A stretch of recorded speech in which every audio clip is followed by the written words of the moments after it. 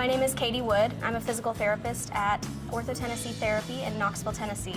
We have a commitment to the sports medicine community of East Tennessee and have developed a program to help patients who are struggling to overcome symptoms related to concussions. Treatment for concussions is a quickly growing area of study, and physical therapy has been shown to help patients overcome their injuries and get back to play. Treatment for concussions has evolved from a more passive approach where patients were traditionally told to rest until all of their symptoms had resolved. Ongoing research, however, indicates that guided return to activity with the aid of therapy actually promotes recovery.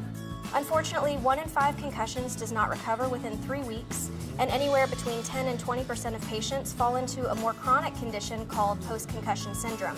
Symptoms can include a constant headache, fogginess with difficulty focusing, balance problems, light or noise sensitivity, and changes in vision. Patients report just feeling out of it and may even seem more irritable or anxious than usual. This is a complex injury, and with an individualized program that recognizes these symptoms, we can get these patients better faster. Hi, my name is Ross Stevenson. I'm also a physical therapist at OrthoTennessee Therapy. When a concussion happens, almost every individual experiences symptoms early on, but usually those symptoms resolve within 2 or 3 weeks. It's those patients who still have symptoms beyond that 2 or 3 weeks that we see in physical therapy. It's important to remember that concussions are cumulative, which means that if you've had a concussion in the past, your second or your third concussion are going to be much more likely to bring symptoms that are severe and prolonged and require for you to come into physical therapy.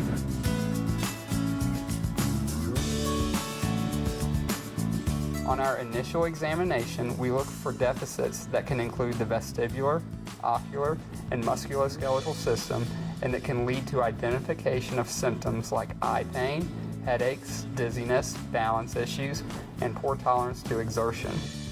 We tailor the initial evaluation based on the patient's responses to various tests. Our goal is to find what movements and tasks provoke symptoms and then create a program that will help to target those weaknesses in our treatment plan. The first visit is usually very challenging for patients. It's not unusual for the patient to feel physically and mentally fatigued after PT. They may even report an increase in their other symptoms after therapy.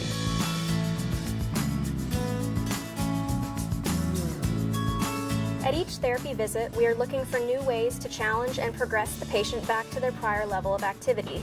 We use a multifaceted approach that includes a combination of ocular or eye, as well as vestibular and balance therapy.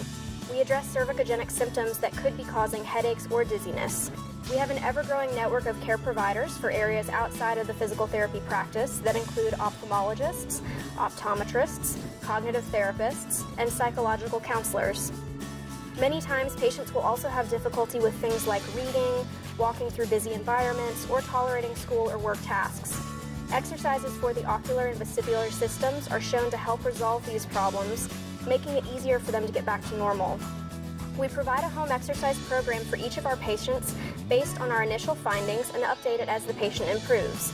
The home exercise program is very important because it allows the patient to work every day on areas that we identify as concerns. This allows us to work on other skills when we're in the clinic, where we can closely monitor their response to more challenging tasks. Sometimes this does require extra support by parents and coaches, as the exercises are challenging and may increase symptoms.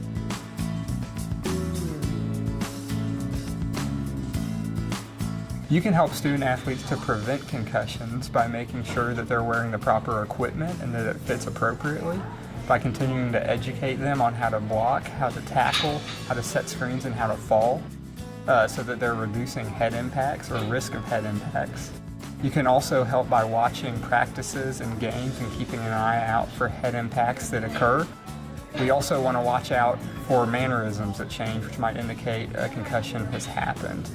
Athletes often don't realize that they have a concussion because they don't know that a concussion can happen without a loss of consciousness or without contact with another player on the field. So the 3 things that you can watch for would be an athlete that's slow to get up, stumbling, or holding their head after a head impact. During their recovery, they will need your help as parents, coaches, and school staff. As a parent, your child may be asked to be on a regular sleep schedule by waking up and going to bed at the same time every day. They may also benefit from an altered diet to reduce symptoms such as headaches. As a school nurse or teacher, you may be asked to help a student alter their school day with frequent rest breaks from schoolwork, limited computer screen time, or reduced exposure to busy hallways. They may even be asked to return to school with half days to begin with. As a coach, it is important to know that the athlete might be limited by their symptoms regarding how much time they can spend at practice, even if they are sidelined and just getting mental reps. Also, once they are cleared for participation, they may be held out of specific drills. The responsibility of making these accommodations can be very challenging, but can go a long way in speeding up their recovery. Having a concussion can be a very frustrating injury because it's invisible to everyone around you. Fortunately, like other sports-related injuries, it can respond really well to physical therapy. Our team at OrthoTennessee Therapy is excited to be a part of this medical community and help these patients get the care they need to get back to playing their sports.